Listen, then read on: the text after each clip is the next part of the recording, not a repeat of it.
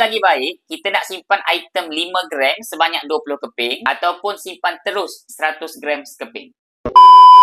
Nasihat daripada guru saya, Encik Muhammad Zulkifli Syafi'i, kalau nak mudah jual ataupun pajak sikit-sikit bila nak pakai duit, saya cadangkan pilih item yang kecil tapi banyak keping, iaitu yang 5 gram ni sebanyak 20 keping. Ataupun tuan-puan boleh juga ambil yang 10 gram ni sebanyak 10 keping. Dua-dua total pun akan jadi 100 gram juga. Yang mana kelebihan dia, tuan-puan akan mudah jual atau pajak sikit-sikit dan mudah dibahagi-bahagikan bila nak diwariskan. Tapi, kalau plan anda nak jual sekaligus untuk dapatkan keuntungan masa datang dengan lebih tinggi, tuan-puan ambil terus ketul. Contohnya, tujuan untuk simpan 100 gram ni untuk pergi haji. Jadi saya sarankan tuan-puan pilih yang 100 gram sekeping ataupun yang 50 gram ni sebanyak 2 keping. Kelebihan dia macam mana? Tuan-puan lebih jimat dari sudut charge premium dan spread akan jadi lebih nipis. Dengan kata lain, tuan-puan lebih cepat untung. Kalau tak pasti kegunaan masa depan, saya sarankan ambil item yang kecil-kecil tapi banyak keping. Macam contoh yang 10 gram ataupun 5 dinar. Sebab nanti mudah tuan-puan nak jual atau pajak nak pakai duit sikit-sikit. Item kecil yang saya masukkan ialah item yang 5 gram dan ke atas. Sebab ini antara item yang mempunyai nilai pelaburan yang tinggi berbanding dengan 1 gram. Jadi untuk tuan-puan yang tengok video ni, kalau tuan-puan nak buat pilihan, ikut matlamat yang saya sarankan tadi. Dapat sesuatu tuan-puan, nak saya bantu simpan emas di Public Gold, boleh isi beg biru dekat bawah. Dapat sesuatu, nak lebih banyak ilmu emas dan kewangan, teruskan follow saya.